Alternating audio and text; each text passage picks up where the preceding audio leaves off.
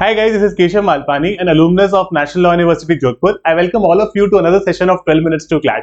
आज के सेशन में मैं आपसे प्रॉपर्ली डिस्कस करूंगा कि what is the syllabus for CLAT PG 2025 and what are the books that you should ideally purchase. Because ये जो बुक्स मैं पर्टिकुलरली डिस्कस करूंगा ये आपको कई बार डिस्कस की जाएगी। मैं एक बहुत ही आपको प्रैक्टिकल सिनेरियो भी समझाऊंगा कि किस तरह से आप ये बुक पढ़ पाओगे और क्या आप इसको पढ़ पाओगे in the time that we have remaining for this particular exam. सबसे पहले एक एक सब्जेक्ट का डिटेल्ड सिलेबस समझेंगे and then will go on to the books and try to understand how to go about it. तो first important thing, मैंने एक session किया था अभी बहुत रिसेंटली जहां पर मैंने डिस्कस किया था how to start a preparation, जिसमें मैंने आपको सारे सब्जेक्ट उस दिन बताए थे कि दीज आर द सब्जेक्ट्स। इसमें सिर्फ लॉ वाला सब्जेक्ट आता है, ठीक है, लेकिन बहुत सारे लॉज आते हैं, राइट। तो it starts from criminal torts जो बेसिक लॉज है, but then move on to administrative law, property law, taxation law, है ना। It is basically all the major laws that you probably have studied in your law school. But problem ये है कि law school में पढ़ता कौन है ना। तो अभी शायद पहली बार अच्छे से पढ़ना पड़ेगा when you want to prepare for a competitive exam like this. But CLAT PG का if you go and look at the past year papers, the paper is not very straightforward. Yes, it is from these laws only, but उसमें ना बहुत सारे legal current affairs पूछते हैं, उसमें बहुत सारे judgments पूछते हैं, बहुत सारे case laws, कई सारी चीजें उसमें पूछते हैं। Now, just completing these laws from a particular book does not solve a purpose, because मैं आपको 10 बुक के नाम बता दूंगा, अब 10 बुक पढ़ोगे कैसे, वो भी तो बहुत डिफिकल्ट चीज है। प्रैक्टिकल भी तो होना चाहिए प्रिपरेशन, ऐसे तो फिर हर कोई एग्जाम आराम से क्लियर हो सकता है कि 10 बुक पढ़ने लग गए हम तो यहां मैं आपको समझाता हूं कि how to find a shortcut to that as well.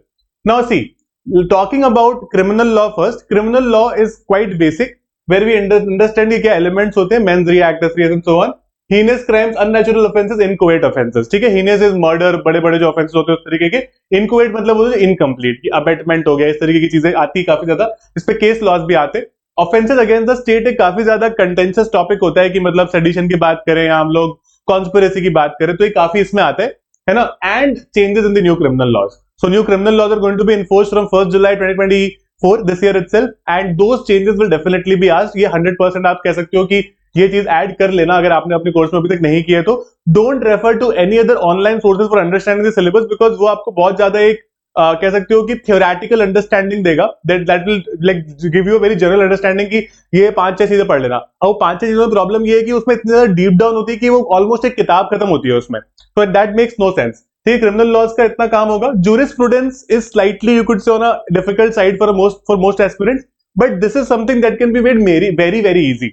चाहे वो बेंथम, हार्ट, केल्सन या किसी भी स्कॉलर की थियरीज हो, किसी भी तरीके के स्कूल्स हो, सोर्सेज ऑफ लॉ हो, ड्यूटीज, लायबिलिटीज, कुछ भी हो, या फिर किस तरीके का नेचर होता है जूरिस्प्रूडेंस का, why do we at all study it, this is a very very simple understanding and you guys can definitely go for it. ये आपको काफी ज्यादा हेल्प करेगा, राइट।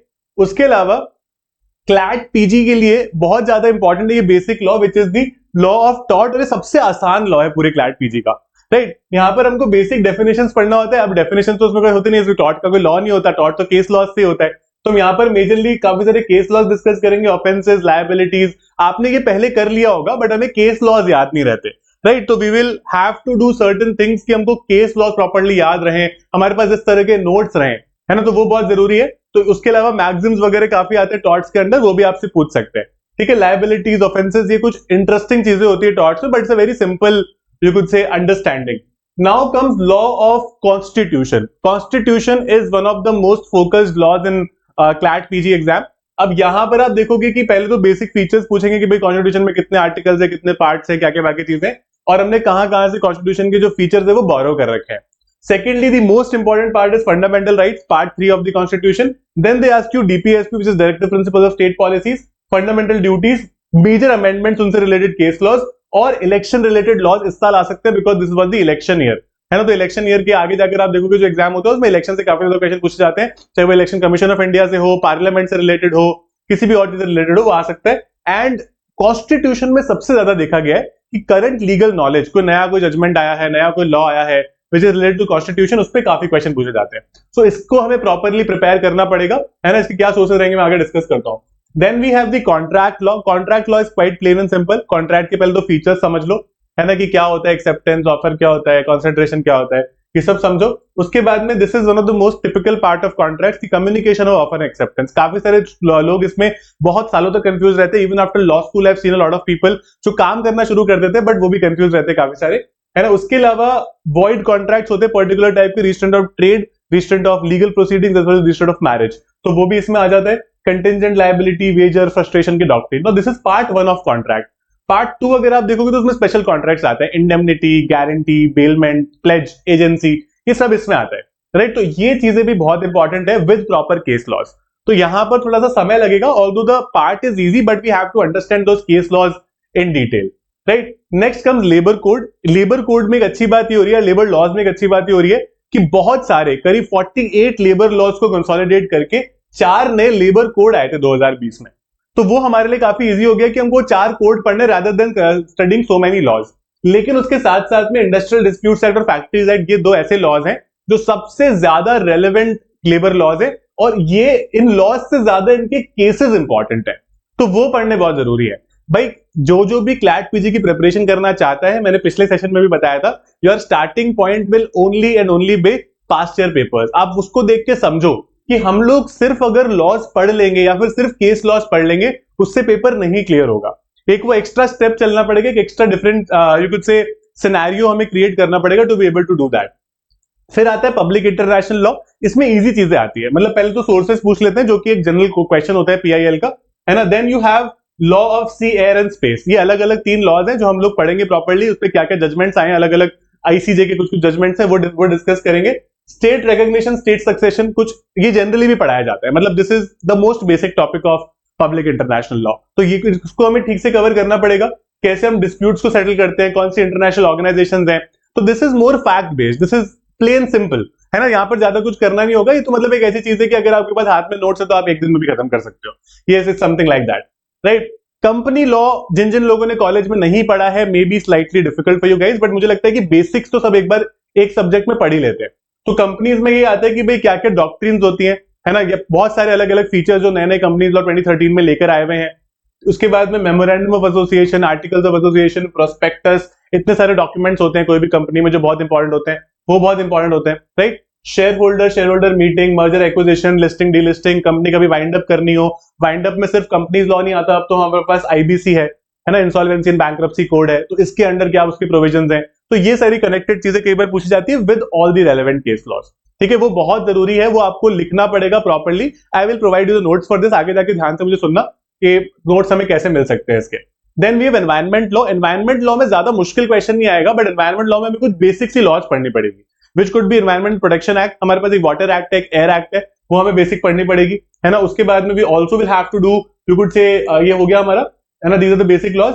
फिर national environment tribunal act, Indian forest act, wildlife protection act, ये सब चीजें हमें आनी चाहिए, लेकिन पूरी लॉ नहीं आनी चाहिए। इसके कुछ बहुत ही बेसिक से पार्ट्स है जो हमको प्रॉपरली आने चाहिए, और उसके बाद में जो नया इस साल हुआ है वो हम, क्योंकि एनवायरमेंट में हर साल, चाहे वो नेशनल हो या इंटरनेशनल केसेस होते हैं, आपने सुना होगा कि there are lot of you could say organisations and individuals who criticise any kind of infrastructure development, कि पहाड़ों में जाके सरकार एक टनल बना रही है, तो उससे क्या होता है कि पहाड़ों को आप पूरा ब्लास्ट करोगे और वहां का इकोलॉजिकल बैलेंस बहुत ज्यादा खराब होता है ना। तो ऐसी कई सारी जगहों पर है, जोशी मठ करके जो जगह है उत्तराखंड में, अगर आपने देखा होगा तो लास्ट ईयर और लास्ट ईयर वहां पर जमीन में बहुत बड़े बड़े क्रैक्स आ गए थे।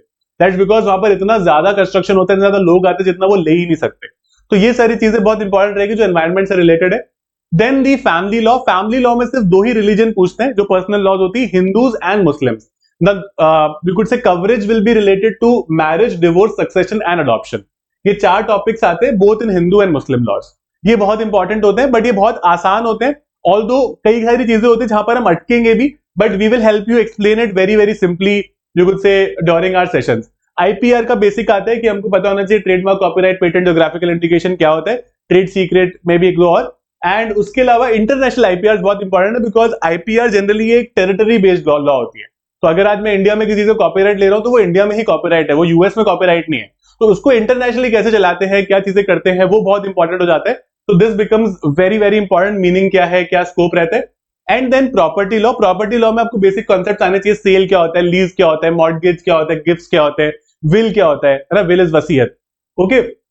मूवेबल इमूवेबल प्रॉपर्टी का कॉन्सेप्ट समझना बहुत इंपॉर्टेंट होता है, तो ही आप इस लॉ को प्रॉपर्ली लगा पाओगे। And actionable claims, related laws, वो सब चीजें क्या होती है ना। आपने कई बार सुना होगा कि प्रॉपर्टी, कोई एक इंसान है किसी की प्रॉपर्टी में कई सालों से रह रहा है, मान लो कोई किराएदार रह रहा है करीब 15-20 साल से, अब आपने उसको बोला कि भाई ये छोड़ के जाओ, हमको कुछ काम करना है इसको, तो बोलता है मैं नहीं जा रहा। क्योंकि पुराने जमाने से एग्रीमेंट्स होते नहीं थे ऐसे रिटर्न एग्रीमेंट्स, तो वो किस तरीके का राइट है जो उसका बन गया है कि कोर्ट भी उसको डिसाइड करने में 10 साल लगा रहा है। ये सब प्रॉपर्टी लॉ के क्वेश्चन होते हैं, तो हम ये भी डिस्कस करेंगे। उसके अलावा टैक्सेशन लॉ में बेसिक चीजें आती है कि आपको रेजिडेंशियल इनकम पता होना चाहिए, टैक्सेबल इनकम पता होना चाहिए, बेसिक इनडायरेक्ट लॉस पता होना चाहिए। जीएसटी आ गया है आजकल, तो जीएसटी में आए दिन इतने अमेंडमेंट्स आते रहते हैं, बहुत सारे केस लॉज निकलते हैं वहां से, तो ये थोड़ा सा एक टिपिकल चीज है, बट इसको हम प्रॉपरली कर सकते हैं कि बिजनेस इनकम क्या है, मेरा होम अलाउंस इनकम क्या है। आपने कई बार देखा होगा कि जो अपना क्या कहते हैं घर का जो रेंट होता है ना, तो आप वो दिखा सकते हो अपने पेरेंट्स से घर में रहते हुए भी कि हम उनको रेंट देते हैं। Something like that can be done tax बचाने के लिए। अब ये सारी उसकी बुक्स है। अगर आपको आर के बांगिया सारे राइटर्स है, आर के बांगिया राइटर, कॉन्ट्रैक्ट टॉर्ट और प्रॉपर्टी अगर आपको पढ़ना है आर के बांगिया ले सकते हो। VN Shukla for constitution, PSA Pillai for criminal laws, these are good writers, very acclaimed writers. Poonam Pradhan Saxena for family laws, IP Massey for administrative law. Interestingly जब मैं कॉलेज में था from NLU Jodhpur, both these teachers were teaching there, और मुझे family law Poonam ma'am ने पढ़ाया है और administrative law IP Massey sir ने ही पढ़ाया है। ठीक है, तो मतलब these are some of the very qualified people, their books are well regarded across the country. उसके बाद में टैक्सेशन, जूरिस्प्रूडेंस और कंपनीज, इनके लिए ना वो दुखियां आती है। दुखियां मतलब सिंगल लॉ पब्लिकेशंस की बुक होती है। डोंट बाय दैट बड़ा वाला जो आपको एक बुक में पूरा कोर्स खत्म हो जाएगा, दैट्स अ यूजलेस थिंग। ठीक है, सिंगल लॉ पब्लिकेशन का वो दुखियां खरीद सकते हो, वो काफी काम आती है और उससे काफी सारे कॉन्सेप्ट भी क्लियर हो जाते हैं। ठीक है, लेबर कोड्स के लिए एक टैक्समैन की बहुत अच्छी किताब है, अगर आप नॉर्मली गूगल करोगे तो आपको उसका अमेजोन का लिंक मिल जाएगा। और उसके अलावा एनवायरमेंटल लॉज में एक ईबीसी पब्लिकेशंस की बहुत अच्छी बुक आती है। बट प्रॉब्लम पता है क्या है, इतनी सारी बुक पढ़ना इज नॉट प्रैक्टिकली पॉसिबल, क्योंकि हमको बहुत गाइडेड पढ़ाई करनी होगी, है ना। मैं अगर इतनी सारी चीजें पढ़ने लगा तो मेरा कोर्स खत्म ही नहीं होगा 6 महीने में। It's impossible to cover it, क्योंकि some of you may be in colleges also, कि हो सकता है क्योंकि ये एग्जाम 5th ईयर के स्टूडेंट दे सकते हैं, अगर आप 3 ईयर लॉ स्कूल में हो तो 2nd ईयर के स्टूडेंट दे सकते हैं, है ना। तो उसमें प्रॉब्लम ये हो जाएगा कि when will I start to मेरे को अपना कॉलेज भी संभालना है, उसके बाद मुझे थोड़ा टाइम मिलेगा उसके लिए करना है। So what we have done for you is we have brought a batch for CLAT PG 2025, जहां पर we both, I Keshav Malpani, I am from NLU Jodhpur, Kriti Bhatnagar, Kriti ma'am is from NLU Bhopal. ठीक है, इन्होंने अपना एलएलएम भी किया है फ्रॉम जेएनएलयू गांधीनगर। तो यहाँ पर जो लोगों को प्रॉपर अंडरस्टैंडिंग है from some of the top NLUs, the teacher that I told you अभी जो recently they have taught us in you could say these particular fields, and we will probably guide you. और यहाँ पर हम properly आपको ये भी guide करेंगे। You can go to 12minutes2class.com, यहाँ पर हमारे ऐप को डाउनलोड कर सकते हो from the play store as well as the app store. इन नंबर्स पर कॉन्टैक्ट कर सकते हो। These batches are very affordable, you can contact these numbers for any discounts also if you need, है ना। मैंने आपको इसका बैच का लिंक डिस्क्रिप्शन में भी दे दिया है। इसके सारे फीचर्स आप चेक करना। फीचर्स कुछ ऐसे रहेंगे दैट ऑब्वियसली सिलेबस कवरेज तो एक बेसिक थिंग है कि हम लाइव क्लासेस करेंगे उसकी, लेकिन अगर मान लो किसी वजह से आपकी कोई लाइव क्लास मिस हो जाती है, हम आपको उसकी रिकॉर्डिंग भी प्रोवाइड करेंगे। We will give you more than 12 mock test also as a part of this entire system, है ना। In fact more than 18 mock test हम आपको देंगे। 24/7 आपको एक डाउट टैब मिलेगा, अपने डाउट लिख सकते हो। At the earliest convenience educators आपको रिप्लाई करेंगे कि this is you could say is the right answer और this is how you can go about it. कोई भी स्ट्रेटेजी हो, कोई भी कॉन्सेप्चुअल रिलेटेड डाउट हो। हम लोग एक weekly legal current affair session भी करेंगे, क्योंकि वो इस एग्जाम के लिए बहुत जरूरी है। बिना weekly legal current affair session के हम लोग एग्जाम नहीं निकाल सकते, बिकॉज अगर आप वही पास्ट ईयर पेपर एक बार देखना आपको समझ में आ जाएगा। And then we move on to best in class educators. आपको एजुकेटर्स का कोई बिल्कुल प्रॉब्लम नहीं होगा। ठीक है, आप दोनों एजुकेटर्स की videos normally you can also watch on this YouTube channel itself, तो आपको समझ में आ जाएगा कि इनका पढ़ाने का तरीका क्या है। जनरली भी अगर आपसे रिलेटेड वीडियो भी नहीं है तो आप देख सकते हो, तो देख के हमें आइडिया लग जाता है, क्योंकि हम इतना समझ चुके हैं कि कौन कैसा हमें पढ़ा सकता है। ठीक है, एंड यहाँ पर हर चीज का डिटेल डिस्कशन, हर चीज का प्रॉपर डिस्कशन, थोड़ा प्रैक्टिकल डिस्कशन। ये नहीं कि बस किताब में लिखा है आप उठाया, अपनी पीपीटीज में चिपकाया और आपको दे दिया, नहीं, है ना। एक प्रैक्टिकल डिस्कशन करना बहुत जरूरी है। जो चीजें इंपॉर्टेंट है वो उनको प्रायोरिटी देना बहुत बहुत ज्यादा जरूरी है ना। और समय पर सब कुछ खत्म करना भी बहुत जरूरी है। ऐसा नहीं हो कि लास्ट के महीने में 5 चीजें हो रही है फिर एकदम से पैनिक हो गया। तो इसीलिए एक अच्छा सा बैलेंस बना के चलेंगे। 6 महीने अच्छा टाइम होता है इस एग्जाम के लिए प्रिपेयर करने के लिए। तो start preparing for it right away with us, and I will be very very happy to you could say guide you for this particular exam and take you to some of the top NLUs for these LLMs। उसके अलावा भी मैं और भी काफी सारे channel पर videos लाऊंगा आपके लिए क्लैट पीजी के लिए, तो आप उसको फॉलो कर सकते हो, सब्सक्राइब कर सकते हो, and I will be very happy to guide you for the entirety of a journey for CLAT PG. All the best guys, I hope to see you in class.